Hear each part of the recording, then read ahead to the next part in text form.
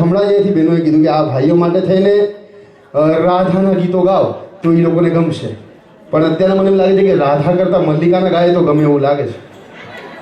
નહીં ને? એ જ છે.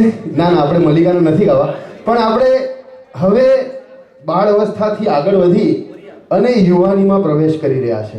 અને યુવાનીમાં પ્રવેશ થાય ને ત્યારે એક બહુ સરસ મજાની વાત આવે કે બુદ્ધિને પણ વહેમ થયો છે. બુદ્ધિને પણ વહેમ થયો છે. હું પૂછું છું કેમ થયો છે? બુદ્ધિને પણ વહેમ થયો છે. હું પૂછું છું કેમ થયો છે?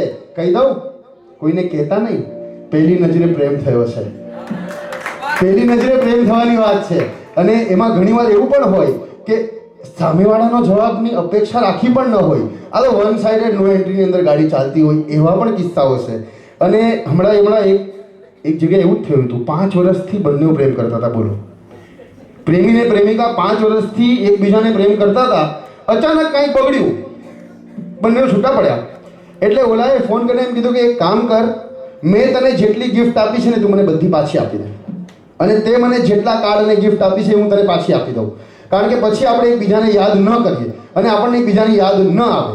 એટલે બીજા દિવસે છે ને ઓલી થેલો ભરીને લઈ આવી અને એમ કીધું કે આમાં તારી જેવી લઈ લે. હવે જેને સમજાતું હોય એને સમજાય, ન સમજાય તો કશો જ વાંધો નહીં. પણ આપણે આગળ વધી અને પ્રેમની વાતો કરવાની છે. અને આપણે હવે એવા પ્રેમની, આની પહેલાં જે ગીત લીધું ને છોટી છોટી ગૈયા, એનો પ્રેમ આગળ વધારે તો શાશ્વત પ્રેમની વાતો થઈ જશે. પણ થોડુંક મોડર્ન જમાનામાં પણ રહીએ.